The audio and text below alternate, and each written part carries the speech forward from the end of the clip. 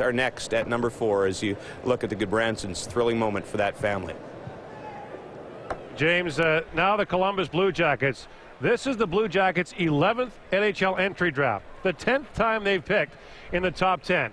Scott Housen's franchise has been spinning its wheels for a long time. A lot of their first-round picks no longer there. You think about Nikolai Zherdev and Nikita Filatov, both of whom are playing in the KHL this year, and you look at the number of picks they've had in the top 10 over the years. And so we've talked about all these defensemen. Cam Fowler's still there, and of course Brandon Gormley's still there.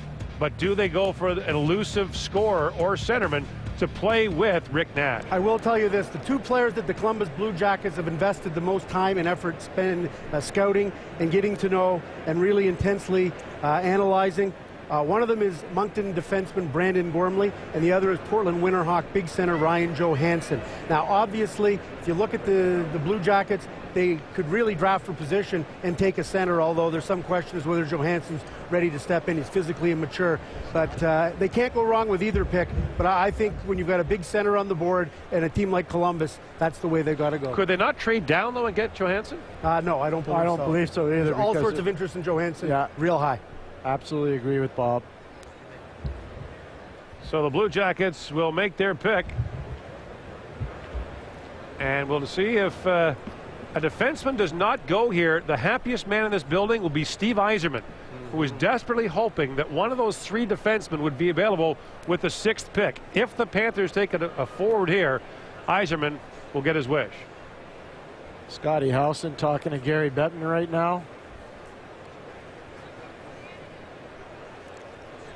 For the Blue Jackets, critical that they contend for a playoff spot at the very least this year, if not make it. Ryan Johansen's really been well coached by Mike Johnson of the Portland Winterhawks, and they've done a great job, not just with Ryan Johansen, but also Nito Niederreiter. You see where he is at number 7 in Bob's rankings, and I tell you, both those players are tremendous players, and they both are very self-confident in a good way, not a bad way. Well, Gormley's a cerebral defenseman, plays a strong two-way game. Fowler is probably the best of the offensive defensemen. And of those 3 defensemen, Goodbranson is the hammer. Gormley's like a computer, and Fowler's like fireworks when he goes off offensively. So they've got the choice on the cerebral defenseman in terms of Gormley, or as we say, they could go with the late developing and late blooming and a bit of an underdog, a guy who's rapidly moved up the ranks in Ryan Johansen. By the way, the Blue Jackets haven't completely given up the idea that Nikita Filatov could return next year to the National Hockey League after playing in the KHL this year. They changed coaching staffs. Ken Hitchcock's no longer there. He's the dean of defensive discipline. Filatov didn't want to buy into that. Scotty Arniel, the new head coach there, more of an offensive guy. And if Filatov does come back, I'm sure Scotty Arniel will turn him loose offensively.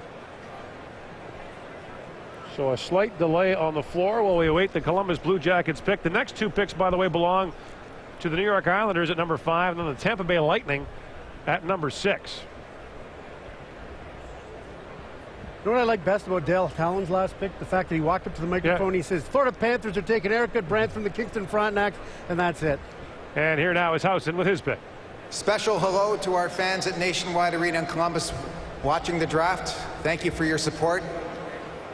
And with the 4th pick of the 2010 NHL entry draft, the Columbus Blue Jackets are pleased to select from the Western Hockey League's Portland Winterhawks center Ryan Johansen.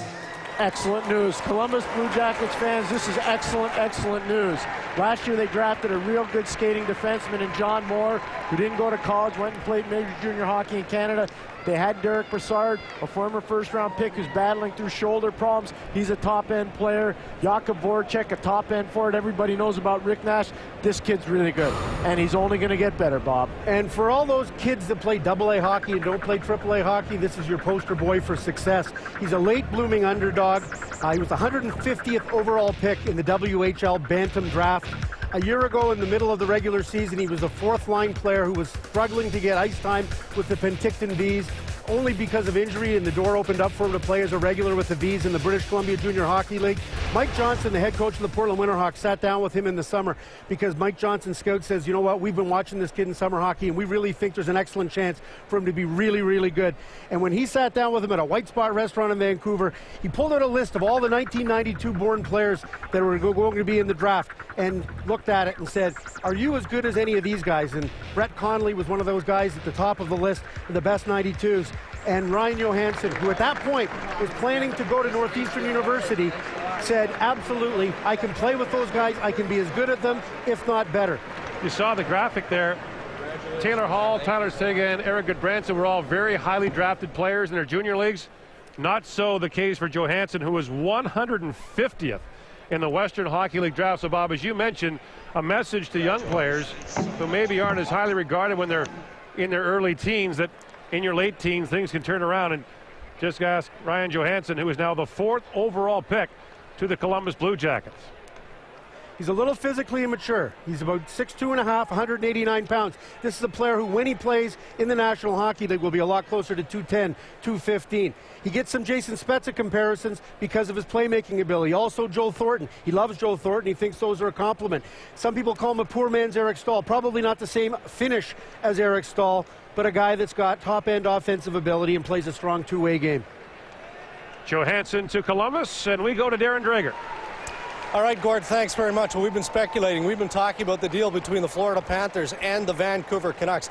The deal hasn't been registered yet because of the Vancouver Canucks player that they're looking at, 25th overall. Now, the components of the deal work out this way. It is Victor Oreskovic and Keith Ballard from the Florida Panthers to the Vancouver Canucks in exchange for Grabner. There's Steve Bernier, and that first-round pick is mentioned, 25th overall. But the hitch is this. If Vancouver's player, the player that Vancouver intends to take 25th overall, is available, then the Canucks will hold their first-round pick. They will draft that player, and the Florida Panthers ultimately will get Vancouver's first-round pick coming up. So this deal likely will be registered and will close as we get closer to the 25th pick overall. James?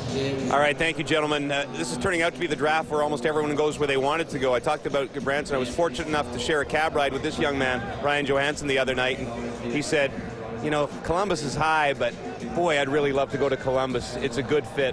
Why?